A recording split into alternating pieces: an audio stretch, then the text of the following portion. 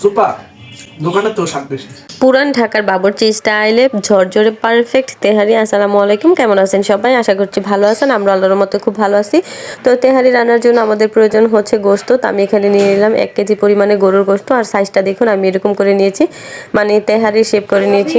আপনারা চাইলে নিজে বাসায় শেপ করে নিতে পারেন, যাই হোক। তো এখানে দেখুন চুলাতে বসিয়ে দিলাম হচ্ছে একটা হাঁড়ির মধ্যে দিয়ে দিলাম পরিমাণ মতো তেল দিয়ে এবার দিয়ে দিলাম হচ্ছে আপনার 2 কাপ পেঁয়াজ, মানে বড় সাইজের 2 কাপ পেঁয়াজ, মানে বড় একটা কাপের 2 কাপ পেঁয়াজ।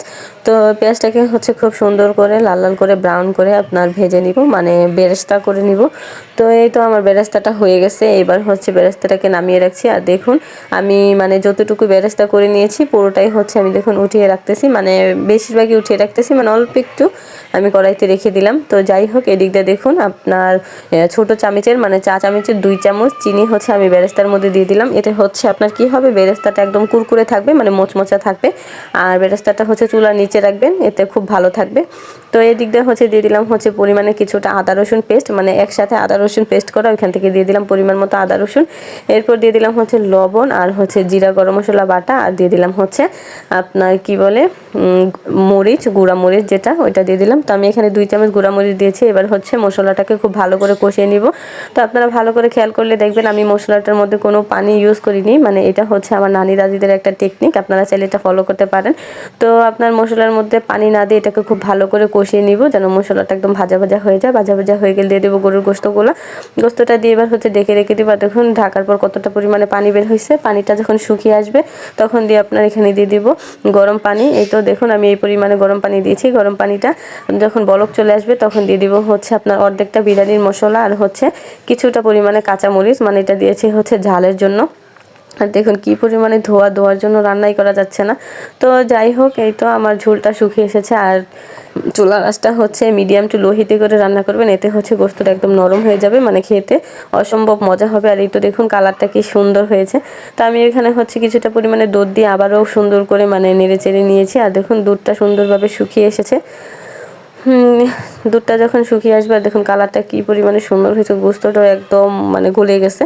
তো এই পর্যায়ে এসে আমরা দিয়ে দিব হচ্ছে 1 পিস লেবুর রস। আপনারা এটা অবশ্যই দেওয়ার চেষ্টা করবেন, এতে হচ্ছে খুব সুন্দর একটা ফ্লেভার আসে। তো এইবার হচ্ছে পোলাওটা রান্না করে নিব। বর্তমানে হচ্ছে কেউ পোলাও বলে না, এটা এখন হচ্ছে ট্রেন্ডিং হয়ে গেছে প্লাউ। তো যাই হোক, আপনারা পোলাও আর প্লাউ যেটাই বলেন না কেন। তো এখানে আমি হচ্ছে আপনার চিনি গুঁড়া প্যাকেটে যে চালটা থাকে ওইখান থেকে 1 কেজি নিয়ে নিয়েছি। এবার হচ্ছে এটাকে খুব সুন্দর করে পরিষ্কার করে নিয়েছি। তো আপনারা ভালো করে আবারও লক্ষ্য করবেন যে তেলের মধ্যে আমি কোনো পেঁয়াজ দেইনি বা বেরেস্তা দেইনি, শুধুমাত্র তেলের মধ্যে আমি চালটা দিয়ে দিলাম। এইবার এখানে দিয়ে দিব হচ্ছে পরিমাণ মতো লবণ। তো আপনারা হচ্ছে লবণটা প্রথমে কম দেওয়ার চেষ্টা করবেন, পরে লাগলে এরপরে দিবেন। তো গরম মশলার যে বাটিটা আছে ওই বাটিটা ধুয়ে আমি এটাকেও একটু মশলাটাও দিয়ে দিলাম। এবার হচ্ছে চালটাকে খুব ভালোভাবে নেড়ে চেড়ে মানে একদম ভাজা ভাজা করে নিব, খুব সুন্দর করে, মানে অত ভাজা ভাজা না, মানে হালকা একটু ভাজা ভাজা করে নিব।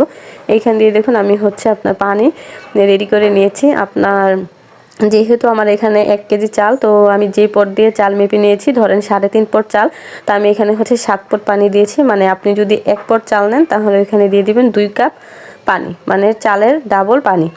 তো এইখানে হচ্ছে দেখুন আমার মাপা পানিটা আমি দিয়ে দিলাম। এখান থেকে কিছুটা পরিমাণে পানি আমি কম দিয়েছি, কারণ এটা হচ্ছে চালটা হচ্ছে পুরাতন চাল, তাই আমি হচ্ছে চালটা পানিটা একটু কমিয়ে দিয়েছি, সরি নতুন চাল। তো এরপর হচ্ছে বাকি যে মশলাটা আছে বিরিয়ানির মশলাটা, ওই মশলাটা দিয়ে দিলাম। আর এই দিকটা হচ্ছে যে পেঁয়াজ বেরেস্তাটা আমি প্রথমে করে রেখেছিলাম ওইটা দিয়ে দিলাম। তো এই পাশে দেখুন আমার গরুর গোস্ত রান্না করা গরুর গোস্তটা আছে, ওইটাও দিয়ে দিলাম। দিয়ে হচ্ছে খুব ভালোভাবে নেড়ে চেড়ে দিব। তো এদিক দিয়ে দেখুন আমি দিয়ে দিচ্ছি হচ্ছে 2 টেবিল চামচের মতো হচ্ছে টমেটো সসটা অবশ্যই দেওয়ার চেষ্টা করবেন, এতে খুবই সুন্দর একটা মানে ফ্লেভার আসে। তো এইবার দিয়ে দিলাম হচ্ছে 8-10টা হচ্ছে কাঁচামরিচটা হচ্ছে এখন হচ্ছে ফ্লেভারের জন্য, এখন এটা কোনো ঝালের জন্য না, শুধুমাত্র ফ্লেভারের জন্য। তো এই তো দেখুন আমার পানিটা, আর চুলার আঁচটা একদম লো হিটে রাখবেন যেন নিচে দিয়ে পুড়ে না যায়। তো আপনাদের যদি মানে চুলার আঁচটা একটু বাড়ানো থাকে তাহলে অবশ্যই নিচে একটা তাওয়া দিয়ে দিবেন। তো যাই হোক, আমার আঁচটা একদম লো হিটে দিয়ে আমি এটাকে রান্না করে নিলাম। আর এই তো দেখুন গরম গরম। তো আমার হচ্ছে আপনার কিছুক্ষণ পর পর এসে নাড়বেন, মানে 2 বার নাড়লেই হয়ে যাবে, মানে উপরের চালগুলো নিচে আর নিচের চালগুলো উপরে করে দিবেন।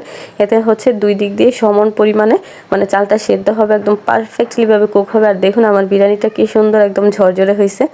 আর এই তো দেখুন আপনাদেরকে একটু পরিবেশন করে দেখালাম। তো আমি হচ্ছে অনেকদিন পরে ভয়েস ওভার দিচ্ছি, তো যদি মানে একটু অন্যরকম হয় অবশ্যই ক্ষমাসুর দৃষ্টিতে দেখবেন। তো যাই হোক, এদিকে আপনাদের ভাইয়া গোসল করে বসে আছে মানে খাওয়ার জন্য। সে হচ্ছে আপনার বিরিয়ানি বা তেহারি বলেন যাই বলেন না কেন, তার হচ্ছে আপনার গোস্তটা পারফেক্ট সেদ্ধ হইতে হবে, তাহলে বেশি ভালো লাগে। তো যাই হোক, আজ ভিডিওটা কেমন হচ্ছে অবশ্যই কমেন্ট করে জানাবেন। আল্লাহ হাফেজ। আপনাদের ভাইয়ার মুখ থেকে শুনুন কেমন হয়েছে। সুপার। দোকানের তো স্বাদ বেশি। এত সুন্দর বিরিয়ানি রাঁধতে পারে, আগে জানতাম না তো। প্রশংসা না করলেই না। প্রশংসা করার মতো বিরিয়ানি। মনে হয় তো বিরিয়ানি খাচ্ছি না, খাচ্ছি অমৃত। সবকিছু পারফেক্ট, সবকিছু পারফেক্ট, সুপার। তাহলে এখানে একটা মিস্টেক আছে কি জানেন? আমার বউকে এখনো খাওয়াইনি, যে রান্না করছে তাকেই খাওয়াইনি। মুখের মিস্টেক কিন্তু অনেক গরম ধোয়া না, গরম গরম। অসাধারণ অসাধারণ।